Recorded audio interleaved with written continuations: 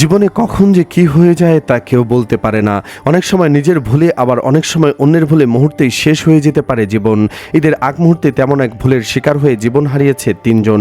মর্মান্তিক এই ঘটনাটি ঘটেছে রাজশাহীর বাঘায়।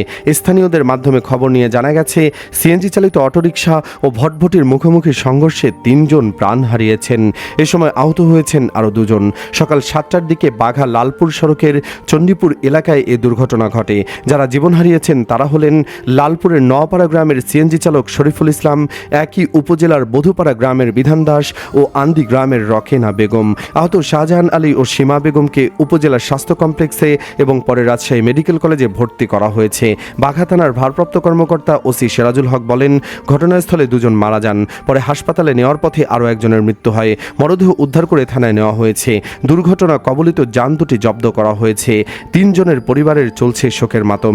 এদিকে দুর্ঘটনার শিকার হয়েছে চেয়ারম্যানের গাড়ি। চট্টগ্রামের পটিয়ায় বাসের সঙ্গে পার্বত্য জেলা পরিষদের চেয়ারম্যান থানজামা লুসাইয়ের গাড়ির সংঘর্ষে আহত হয়েছেন তার স্ত্রী লালসানি লুসাই। সকালে উপজেলার ভাইয়ারদিঘির পার এলাকায় চট্টগ্রাম কক্সবাজার মহাসড়কে এই দুর্ঘটনার সময় থানজামা লুসাইও গাড়িতে ছিলেন। তবে তিনি অক্ষত আছেন বলে পটিয়া হাইওয়ে ক্রসিং থানার সার্জেন্ট ওয়াসিম আকরাম জানিয়েছেন। তিনি বলেন, চেয়ারম্যানকে বহনকারী এসইউভি বান্দরবন থেকে চট্টগ্রামের দিকে আসছিল। ভাইয়ারদিঘি এলাকায় চট্টগ্রাম থেকে কক্সবাজারগামী হানিফ পরিবহনের একটি বাস ওভারটেক করার সময় ওই গাড়ির সঙ্গে মুখোমুখি সংঘর্ষ হয়। এতে চেয়ারম্যানের স্ত্রী আহত হয়েছেন।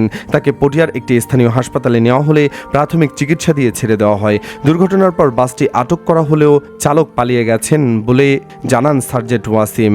দর্শক, আমাদের দেশে গাড়ি দুর্ঘটনা নিত্যদিনের ঘটনায় পরিণত হয়েছে।